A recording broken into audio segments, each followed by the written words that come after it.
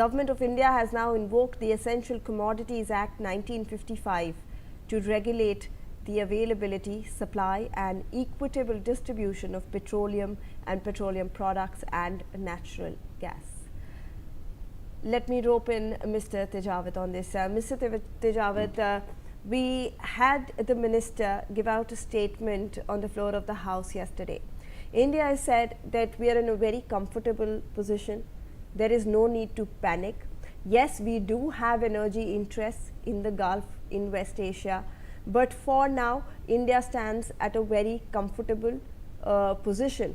And in fact, we are now seeing that India has started implementing these measures in order to make sure that the common man does not actually feel the brunt of this war. Because we saw yesterday when the oil prices actually crossed that psychological mark of $100 a barrel, the markets plunged, they saw red, there was a lot of panic. Now we are seeing the markets today, they opened in green, they were stabilizing themselves when Trump also made the statement that we are going to see an end to the war very soon.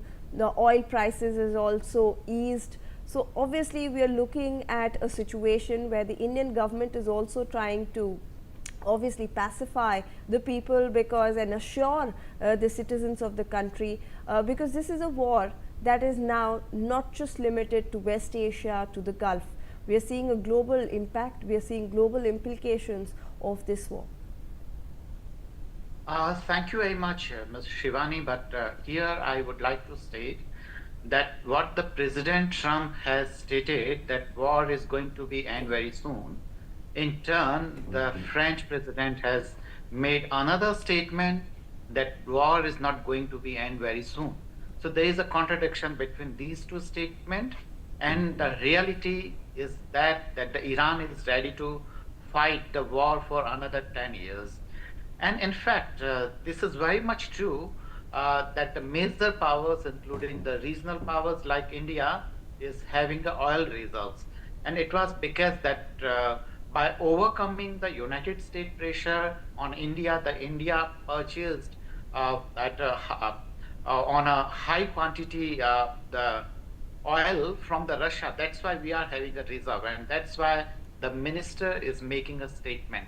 But when we are making a statement like maybe after a year or maybe after 9 months, the things are going to messy, then I suppose the people who are sitting in the government offices and the diplomats, they got panic because they don't want to face the reality, and they wanted to give the message to the rest of the country that our friendship with United States is really fruitful and need not to be panicked, and we are having enough oil reserve, which is partially true, but at the same time what the government is sending a SMS and through other platforms and to messages to all the mobile phones, and the government and including the state government is sending a messages that no need to worry about the oil prices and don't rely on the social media information.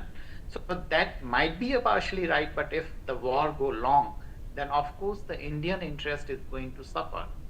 The things are not directly related, but indirectly it is of course related when we talk about the imperialism and the colonialism, and we talk about the capitalism and the fascism. Then we need to understand that because of the United States policies, the India's development has gone behind maybe from 5 years to 10 years because of the United States policies. Otherwise, what the development targets the India could achieve in 10 years advance. But because of the United States, I would like to make you understand that in the 90 decade, the United States attacked on Iraq, and that's why our energy security suffered a lot, and we were dependent on some other sources. It was the same situation what the United States is imposing tariff on us, and now we are trying to find out the other ways to